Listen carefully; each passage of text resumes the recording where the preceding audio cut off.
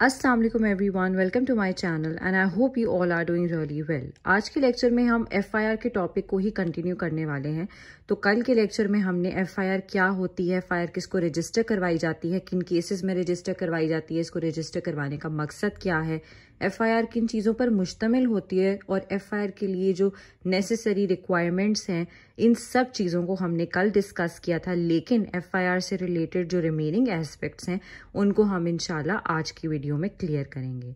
तो सबसे पहला पॉइंट है सेकंड एफआईआर के हवाले से। तो अगर कोई भी क्रिमिनल मैटर जिसके हवाले से पहले एफआईआर दर्ज करवाई गई थी, क्या उसी सेम मैटर पर दोबारा सेकंड एफआईआर दर्ज करवाई जा सकती है? तो इसका आंसर है नो, क्योंकि सेकंड एफआईआर सेम मैटर पर बार्ड बाय लॉ है, यानी लॉ ने इस चीज को अलाउ नहीं किया कि आप सेम मैटर पर दोबारा एफआईआर दर्ज करवाओ।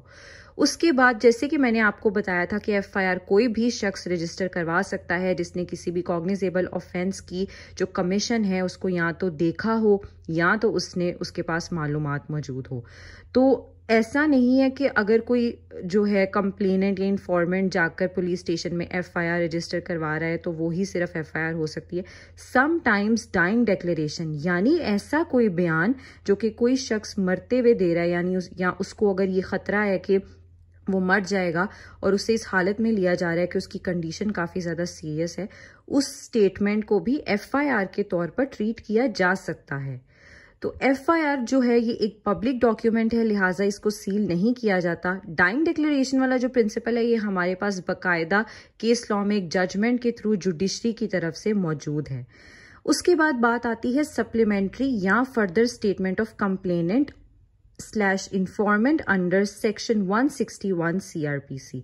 तो अगर कोई भी फर्दर स्टेटमेंट या सप्लीमेंट्री स्टेटमेंट कंप्लेनेंट या इंफॉर्मेंट की जानिब से इन्वेस्टिगेशन के दौरान दी जाती है तो उसको एफआईआर का हिस्सा नहीं समझा जाएगा और ना ही उस फर्दर स्टेटमेंट को जो है इंफॉर्मेंट या कंप्लेनेंट से साइन करवाया जाता है, ना ही उस पर कोई थंब इम्प्रेशन लिया जाता है।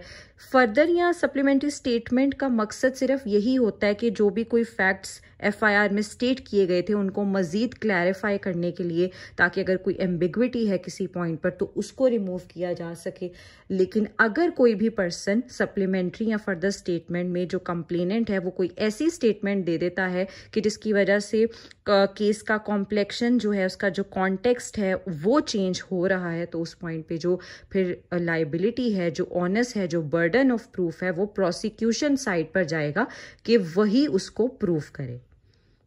लिहाजा सप्लीमेंट्री स्टेटमेंट या फर्दर स्टेटमेंट कंप्लेनेंट या इंफॉर्मेंट की जो है वो सेक्शन 161 ऑफ सीआरपीसी के तहत रिकॉर्ड की जाती है।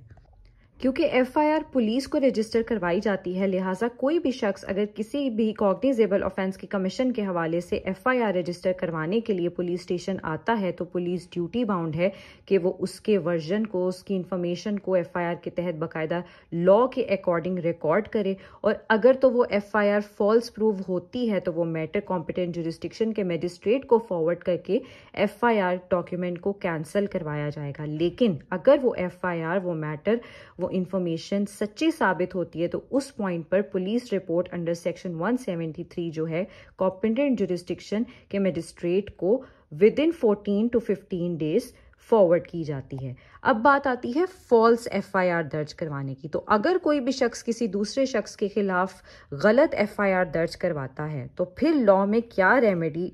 प्रोवाइड की गई है। तो जो भी कोई शख्स फॉल्स एफआईआर दर्ज करवाएगा उसको पाकिस्तान पीनल कोड के सेक्शन 182 के तहत पीनलाइज किया जाएगा, यानी कि false information with intent to cause public servant to use his lawful power to the injury of another person. यानी कि आप किसी भी पब्लिक सर्वेंट को कोई गलत मालूमात दे रहे हो और उसका आपका मकसद, आपकी नीयत क्या है कि वो जो पब्लिक सर्वेंट है अपनी लॉफुल पावर यूज करे और उसके तहत वो किसी भी दूसरे शख्स को इंजरी कॉज करे, यानी कि नुकसान पहुंचाए। उसके बाद हमारे पास पॉइंट है नॉन रजिस्ट्रेशन ऑफ एफआईआर के हवाले से, कि जहां पर अगर आपकी एफआईआर को दर्ज किया जा ही नहीं रहा तो उस पॉइंट पर लॉ ने आपको क्या रेमेडीज प्रोवाइड की हैं कि आप फिर किन वेज को अडॉप्ट कर सकते हो। तो 3 वेज हमारे पास मौजूद हैं, जिसमें या तो आप सेक्शन 22A 22B के तहत session CrPC criminal procedure code के इन 2 सेक्शंस के तहत आप सेशन कोर्ट को अप्रोच कर सकते हो, या फिर आप हाई कोर्ट की रिट जुरिस्डिक्शन अंडर आर्टिकल 199 उसको इन्वोक कर सकते हो, या फिर आप जो है कंप्लेंट फाइल कर सकते हो सेक्शन 200 सीआरपीसी के तहत।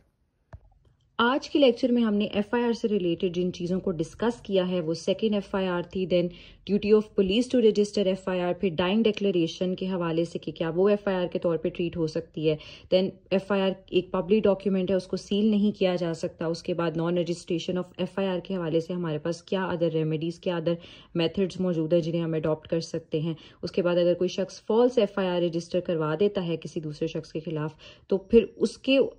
अगेंस्ट क्या एक्शन लिया जा सकता है। उसके अलावा